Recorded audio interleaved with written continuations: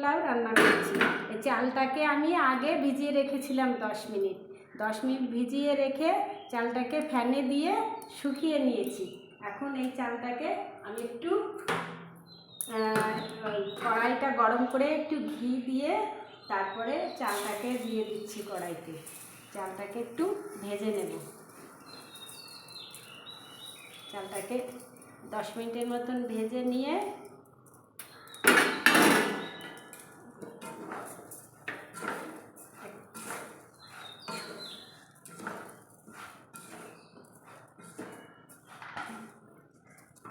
একটু হলুদ মিলাই দিচ্ছি।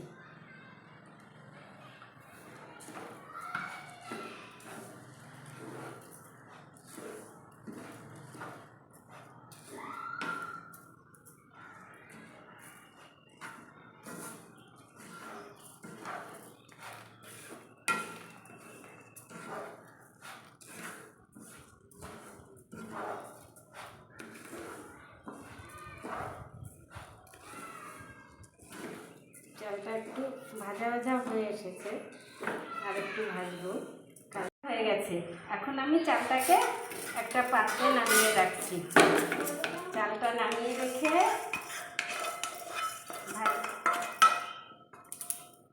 কড়াইটাকে গ্যাসে দিয়েছি, হাত কাপে একটু ঘি দিয়ে দিচ্ছি।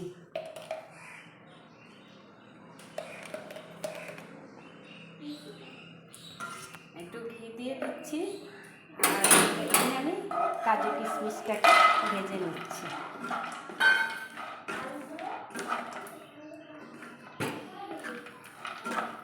কাজু কিশমিশটাকে 10 মিনিট ধরে ভাজতে হবে।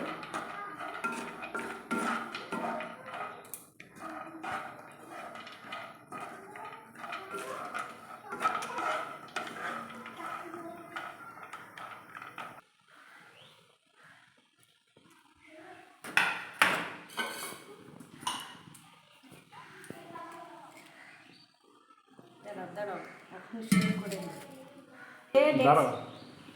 যে ডেকচিটায় করে রান্না করছি ওটায় আমি কিছুটা ঘি দিয়ে দিলাম।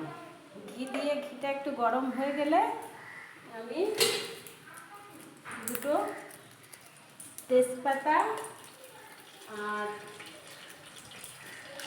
দারচিনি,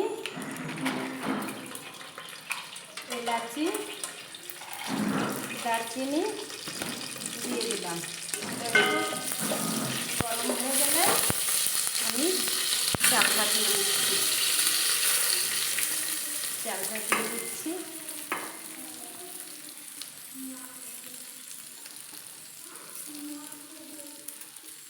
চালটা দেওয়ার পরে একটু চালটাকে ভেজে নিচ্ছি, আবারও একটু নাড়িয়ে নিচ্ছি, মিলিয়ে নিচ্ছি ওই যে মশলাগুলি। এখন আমি জল দিয়ে দেবো। যে বাটিটায় করে আমি চাল মেপেছিলাম, আমি 2.5 বাটি চাল দিয়েছিলাম, আমি 5 বাটি জল দিয়ে দিচ্ছি।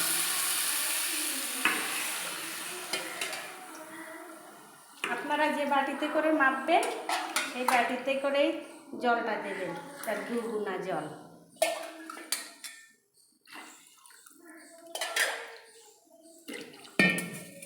জলটা দিয়ে একটু নাড়িয়ে দিয়ে আপনি একটু সামান্য লবণ দিয়ে দেবেন।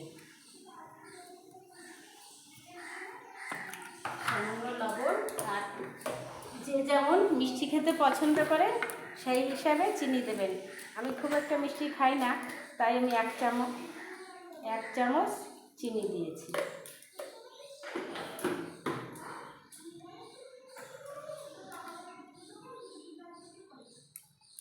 এখন যে ভেজে রাখা কাজু কিশমিশটা ওটা দিয়ে দিলাম।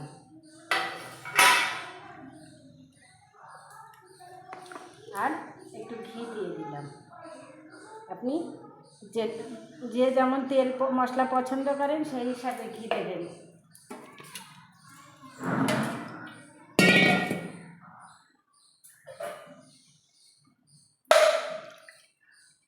এবার জলটা দিয়ে আমি ঢেকে দিচ্ছি, আর 20 মিনিট পর্যন্ত এটা রান্না হবে। 20 মিনিট পরে ফিরে এলাম। ফিরে এসে দেখছি কেমন হয়েছে। দেখুন কালারটা কি সুন্দর হয়েছে। একটু উপর নিচে নাড়িয়ে নেবেন যাতে সবটা মিশে যায়।